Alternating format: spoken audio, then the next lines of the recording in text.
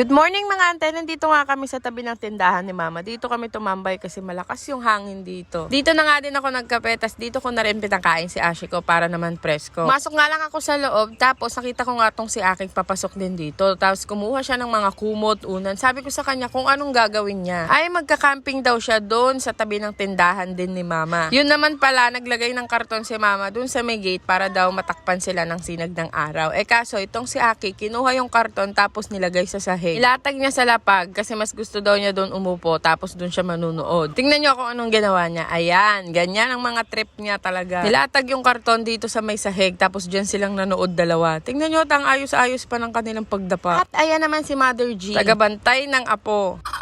Mahilig nga si Aki sa mga ganto-ganto. Kahit nga nasa kwarto kami, minsan nagtatali ako ng kumot para gawing bubong dito sa loob ng kwarto. Gusto niya kasing mag-camping-camping.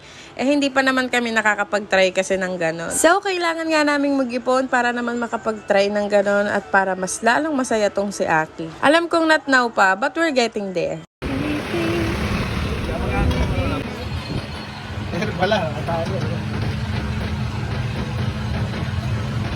May pinuntahan nga kami, tapos nakita ni Kajuto nagtitinda ng siomay tsaka siopaw. Sabi naman niya, babalikan na lang daw namin. Kaya nung pag-uwi nga namin, wala na sa pwesto kung saan namin nakita tong siomay na to. Kaya itong si Kajo, hinanap talaga dito. Paano ba naman, ito kasing si Kuya, napakaraming customer. Kasi sa halagang 35 pesos, meron ka na ngang siomay na 4, tapos may rice na rin siya. Kaya sulit talaga. Pagkahapon nga ay tumambay na nga kami dito sa labas, kasama ng mga bata. Ito nga si Kajo tsaka si Ashiko. Galing ata ng road trip to.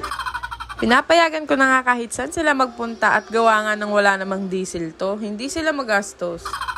Pababa na nga dapat ng sasakyan tong si Ashiko. May nakita naman siyang paparating na sasakyan. Dali-dali siyang bumilik sa kotse niya. Ito kasing si Ashiko, talagang pag malayo pa lang ang sasakyan, basta nakita niya, tumatabi na talaga to. Kaya very good to. Ikaw na nga yung matataranta sa kanya pagka tumakbo siya palapit sa'yo. Kasi kala mo masusubsob. Bilis tumakbo nito at sobrang takot na takot sa mga paparating na sasakyan. And that's it mga bebe. Next time ulit. Bye!